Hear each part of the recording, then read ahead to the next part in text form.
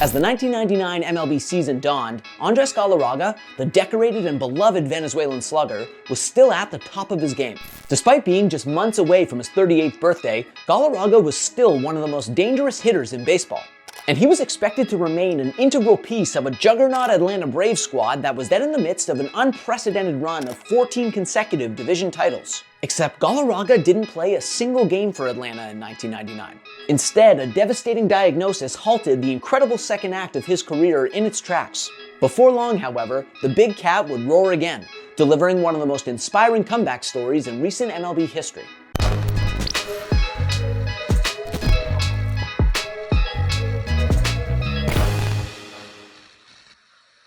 When you think of baseball's most prodigious sluggers from the late 1990s, which, on account of MLB turning a blind eye towards performance-enhancing drug use, was the heyday for prodigious sluggers, you probably think of Mark McGwire and Sammy Sosa.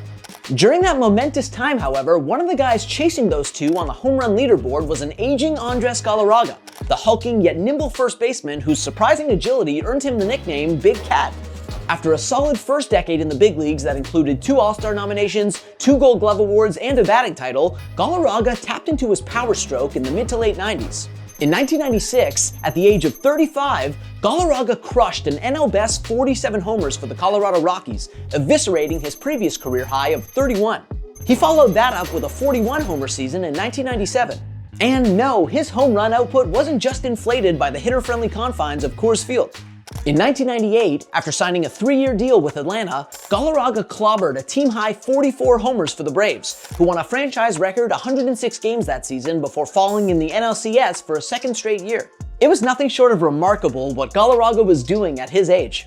From 96 through 98, only 4 players smacked more homers than Galarraga, who also hit .309 during that span and twice led the NL in RBIs. As a matter of fact, Galarraga's late career power surge was downright historic. The only players to go deep more times than Big Cat from their age 35 season through their age 37 season are Babe Ruth and Barry Bonds. And heading into 1999, Galarraga was expected to remain the cleanup hitter in a potent Atlanta lineup. Except when the 38-year-old arrived at spring training, he was hampered by discomfort in his back. Or I should say, still hampered. Galarraga's back had been bothering him since the end of the '98 campaign. And while tests early in the offseason revealed nothing untoward, when Galarraga got to Florida and his back was still hurting, the Braves decided to send him back to Atlanta for further testing.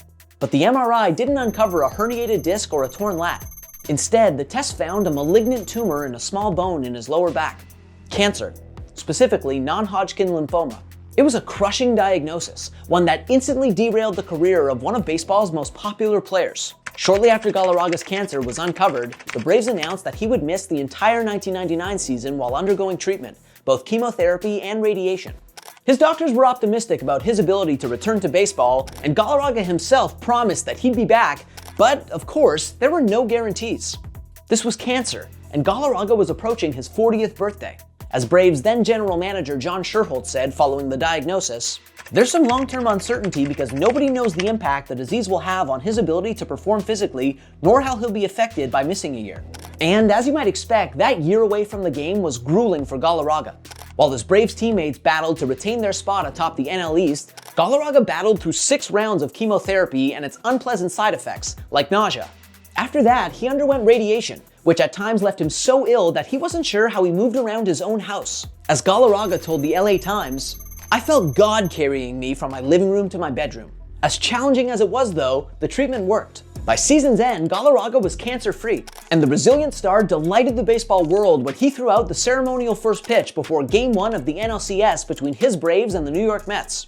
Of course, it remained to be seen whether he could still play at the level he had before his cancer, but Galarraga dispelled those concerns, at least in Braves camp, as soon as he arrived for spring training in February of 2000. As Braves then third base coach Ned Yost gushed after starting spring workouts with Big Cat, "He's absolutely the same player. He hasn't missed a beat or even a tick of a beat. His bat hasn't slowed, his range hasn't changed, and his enthusiasm and smile definitely haven't either." And Galarraga wasted no time showing the wider baseball world that he was still one of the game's most dangerous hitters. Needless to say, on opening day in 2000, all eyes were on Galarraga, who was penciled into the number 5 spot in the batting order for the Braves' season opener against the Colorado Rockies at Turner Field, Galarraga's first big league game in almost 18 months. He was, as expected, treated to a series of warm ovations. But it was late in the afternoon, with the game still scoreless in the bottom of the 7th, that he sent the crowd into hysterics and announced his return in unforgettable fashion. 1-0 pitch coming. Hit high and deep to left. Back goes Hammond. Warning track. Roll. Gone! Oh no, he did it!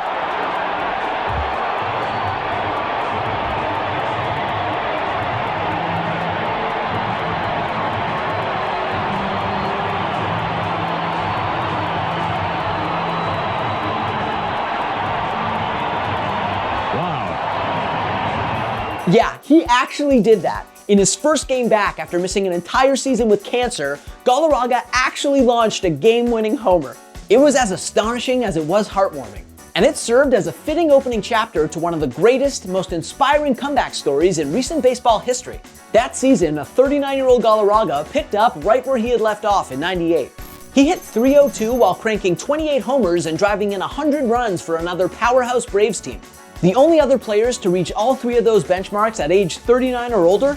Barry Bonds and David Ortiz.